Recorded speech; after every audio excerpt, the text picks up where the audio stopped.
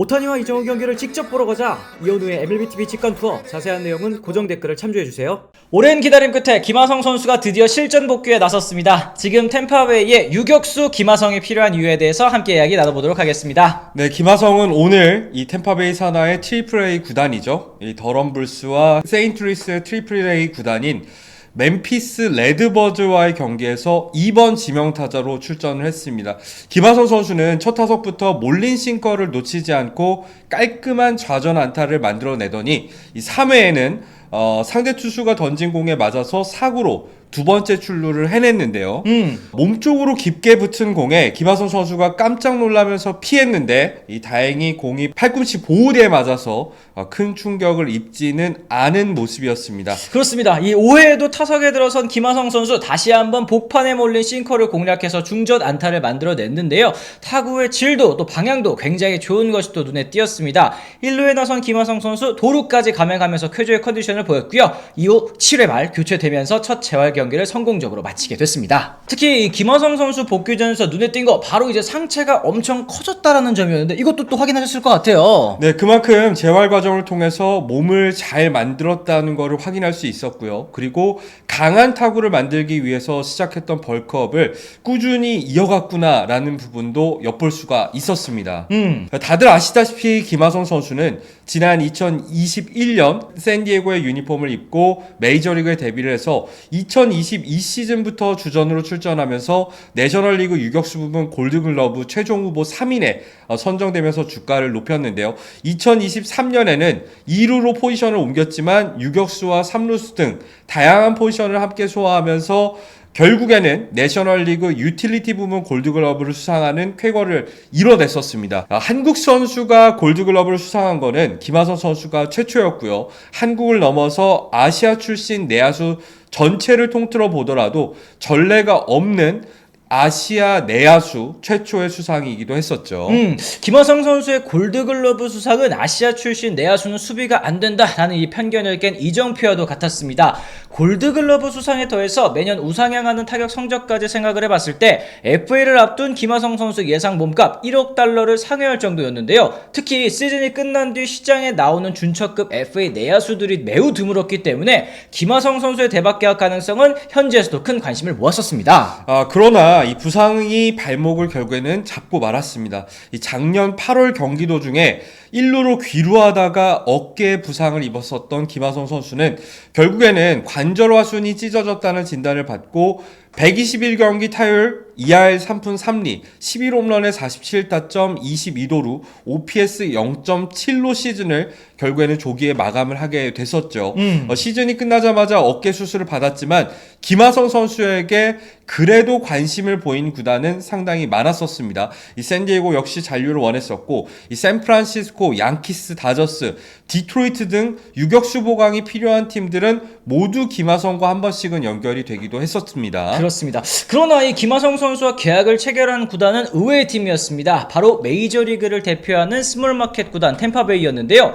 템파베이는 김하성 선수와 선수 옵션이 포함된 1+1 보장 2,900만 달러의 계약을 맺었습니다. 템파베이 입장에서는 장기 계약에 대한 리스크를 최소화하면서도 김하성이라는 선수의 가치와 또 기대되는 활약을 저점 매수할 수 있는 전략적인 선택이었고요. 재활에 돌입한 김하성 선수 입장에서도 내년 계약을 일종의 보험 삼아서 마음 편히 회복에 집중할 수 있는 환경을 확보할 수가 있었습니다. 만약 올해 복귀를 해서 좋은 모습을 보여준다면 시장에 나가서 다시 한번 큰 계약을 노릴 수가 있고요. 올 시즌 아쉬운 활약을 펼치거나 이 경기 수가 좀 모자란다는 생각이 들었을 경우에는 한 시즌 더 템파베이에 남아서 내년 연봉 1,600만 달러를 받으면 되는 상황이니까 이 굉장히 좋은 형태의 계약이라고 저는 생각을 했었거든요. 그렇습니다. 김하성 선수의 2,900만 달러 계약은 템파베이 구단의 역사를 살펴보더라도 역대 5위에 해당하는 기록입니다. 야수로만 한정했을 때는 1999년 4년 3,400만 달러의 계약을 맺은 그렉본에 이어서 김하성 선수가 2위에 해당하는데요. 역대 야수 1위 계약이 지금으로부터 무려 26년 전에 체결된 계약이라는 걸 생각을 해보면 템파베이가 그동안 얼마나 FA 시장에 돈을 쓰지 않는 있는 팀이었는지를 알 수 있는 부분이었습니다. 이는 반대로 생각해보면 템파베이가 또 FA 시장에서 김하성을 영입해야 하는 또 뚜렷한 이유가 있었다고도 말씀드릴 수 있을 것 같은데요. 네, 템파베이는 지난 겨울 김하성 영입 외에도 FA 포수인 데니 젠슨과 1년에 850만 달러 계약을 맺었고요. 원래 주전 중견수였던 호세 시리를 매치로 보내고 조니 델루카를 새로운 중견수로 내세웠습니다. 지난해 템파베이 유격수와 포수 그리고 중견수의 OPS는 각각 리그 27위, 28위, 25위에 그쳤는데요. 아무리 수비가 중요한 포지션이라고는 하지만 너무나 타격 생산성이 떨어졌기 때문에 템파베이 프런트 입장에서는 오랜만에 큰 지출을 감행하면서 이 센터라인 보강에 나선 겁니다. 시즌을 시작한 다음에 이 중견수 포지션에서는 이 데루카가 시즌 초반 부상으로 이탈하긴 했습니다만 뭐 맹엄, 마이즈너, 심슨 이런 다양한 새 얼굴들을 기용한 가운데 WRC 플러스 106으로 지난해 75보다 정말 큰 발전을 이뤄냈습니다. 하지만 이 포수 포지션에서는 데니 젠슨의 부진이 이어지면서 여전히 리그 최하위권 생산력에서 벗어나지 못하고 있고요. 유격수 역시도 카바에로와 월스가 플레잉 타임을 나눠 받으면서 WRC 플러스 76에 그치고 있습니다. 이는 리그 평균보다 24%포인트 정도 생산력이 또 떨어진다는 뜻이죠. 네, 따라서 이 템파베이 구단은 김하성 선수의 건강한 복귀를 기다릴 수밖에 없는 상황입니다. 이 당초 재활 기간이었던 5월보다 복귀 시점이 늦어진 것도 이루수로서의 복귀는 생각하지 않고 있고 유격수로 돌아오기 위함이었던 이유도 바로 이 부분에 있는데요. 김하성 선수가 유격수 포지션을 맡아주면서 내야 전체의 수비 안정화에 더해서 약점이었던 유격수 포지션에서의 타격 생산성 보완까지도 기대를 하고 있는 것으로 보이는데요. 김하성 선수는 뛰어난 수비에 더해서 평균 이상의 생산성으로 2022년과 2023년 이 두 시즌 합산 WAR이 무려 10.7승을 기록을 했습니다.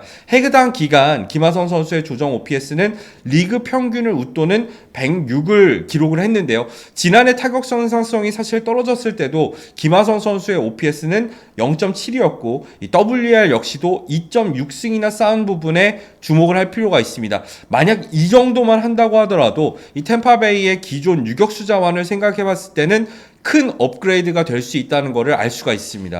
더불어서 템파베이는 최근 6연승 달리면서 치열한 아메리칸 리그 동부지구에서 양키스에 이은 또 2위로 올라섰습니다. 물론 두 팀의 격차 6경기로 지구 선두를 노리기에는 아직 어려워 보이기는 합니다만 이 와일드카드 경쟁에서도 템파베이는 지금 클리블랜드, 미네소타, 휴스턴, 캔자스시티에 이어서 한 경기차 5위에 올라있는 상황이거든요.